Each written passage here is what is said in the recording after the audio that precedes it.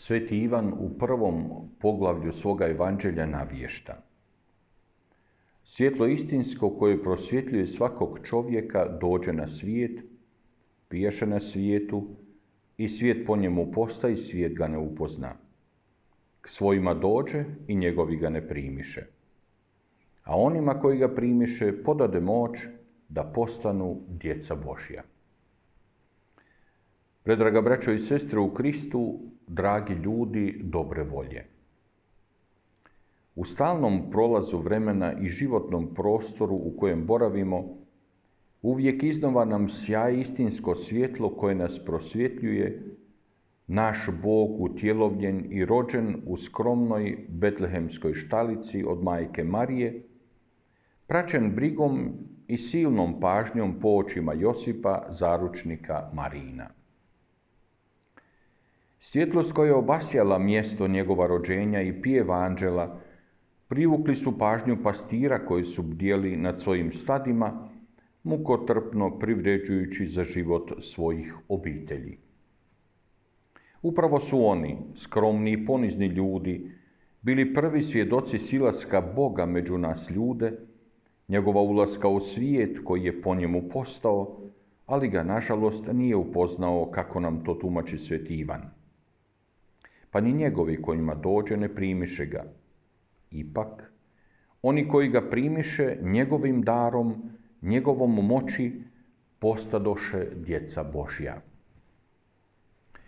U događaju Božića susrećemo neizmjernu brigu i zauzetost Božju usmjerenu, prije svega, prema čovjeku, kako bi on postao dijete Božje, obasjan iznutra svjetlom istinskim, svjetlom koje preobražava duh, dušu i tijelo i vodi čovjeka u puninu života i zajedništva s Bogom i braćom ljudima. Moć koju nam daje Spasitelj nije nešto izvanjsko, spektakularno, senzacionalno u smislu površne kulture ovosvjetskoga poretka. To je snaga koja čovjeka mijenja iznutra, otvara široke horizonte čovjekove usmjerenosti na drugoga, na čovjeka u potrebi, na slaba i posrnula, na nejaka i nesigurna, na izgubljenoga i zalutaloga, na agresivnoga i arogantnoga, na onoga koji ima moć i koristi je za sebe osobno, a ne za opće dobro, na zaslijepljene i ovisne. Moć djece Božje očituje se u svjedočanskom životu u kojem čovjek ne štedi sebe, već se spreman žrtvovati za druge i tako mijenjati svijet oko sebe. Svaka promjena u svijetu koja teži boljitku počinje u srcu pojedinca koji se otvara božanskoj moći, posredovano je nama po rođenju Isusa iz Nazareta. Ovoj istini vjere često se suprotstavlja čovjek sa svojim nastojanjima da sebe samoga i svijet oko sebe protumači bez tog svjetla istinskoga i bez moći koju nam daje Bog.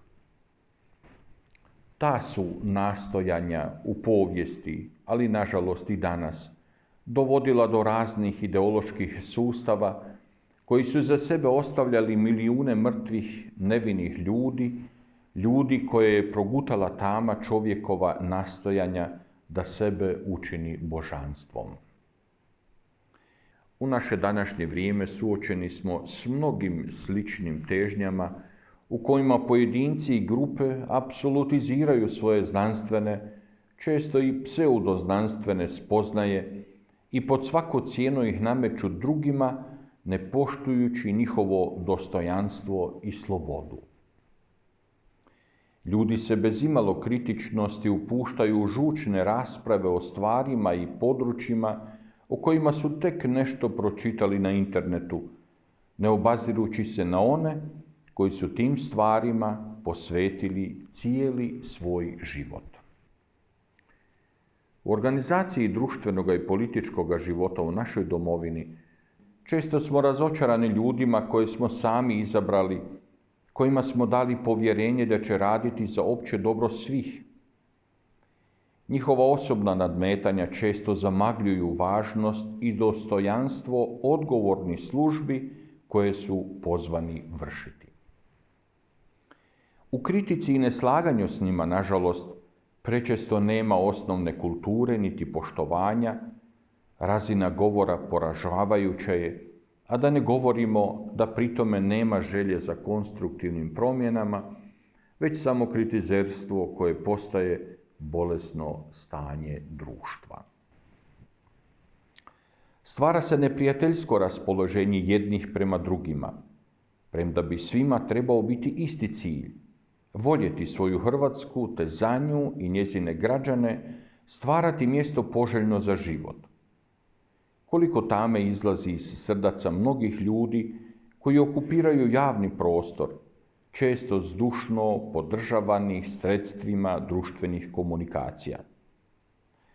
Nekako se dobiva dojam da ne znamo dovoljno cijeniti svoju domovinu, svoj narod, svoju kulturu, svoju povijest, te da na taj način ne izgrađujemo sadašnjost koja će ujedno biti i garancija za sretniju budućnost.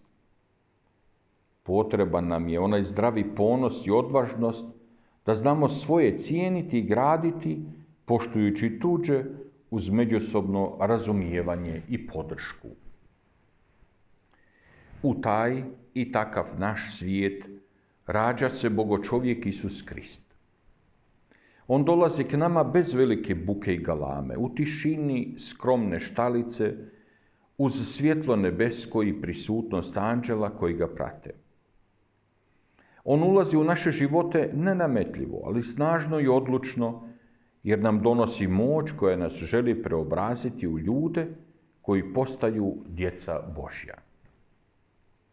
Ne smetaju mu niti milijuni lampica, niti nebrojeni adventski kiosci, čija ponuda služi okrepi i zabavi, niti sadržaj uzeti iz skandinavskih i drugih legendi, jer on dolazi potražiti čovjeka u dubini njegove duše i srca. On dolazi rasvijetliti tame naših života i vremena u kojem živimo. On nas zove da se otvorimo njegovoj svjetlosti i toplini koja nas vodi boljem razumijevanju nas samih i svih onih koji žive s nama ili pored nas. Njegova snaga topline i ljubavi vodi nas da možemo živjeti u jedinstvu i s onima koji ne misle kao mi. Imaju drugačije stavove od nas o mnogim stvarima oko nas. On će nas voditi da ne postanemo neprijatelji, da se ne ukopavamo u svoje rovove, već da gradimo staze koje nas povezuju i vode jedne k drugima.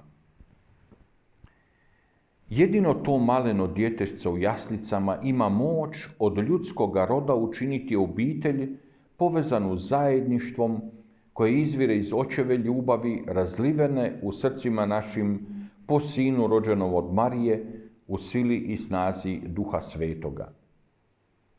Sinodski hod crkve na koji nas je pozvao Papa Franjo želi posvijestiti i produbiti tu stvarnost vjere u crkvi samoj, ali i izvan nje. Jer takva će ljudska obitelj tek biti sposobna brinuti o svakom svom članu, ali i o zemlji kao našem zajedničkom domu i mjestu gdje živimo. Zato, predraga braćo i sestre, ljudi dobre volje, otvorimo se djelovanju te čudesne Božje moći, dopustimo malenom novorođenom Isusu da nas pronađe, da nam pomogne postati istinskom djecom Božjom, koje će svojim zalaganjem i požrtvovnošću preobraziti svijet. Neka radost Božića obasja vaša srca, vaše drage obitelji, vaše prijatelje i sve ljude kojima ćete vi i ovoga Božića donijeti radost i mir.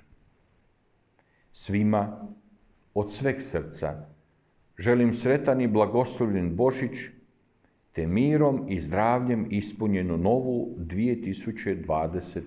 godinu.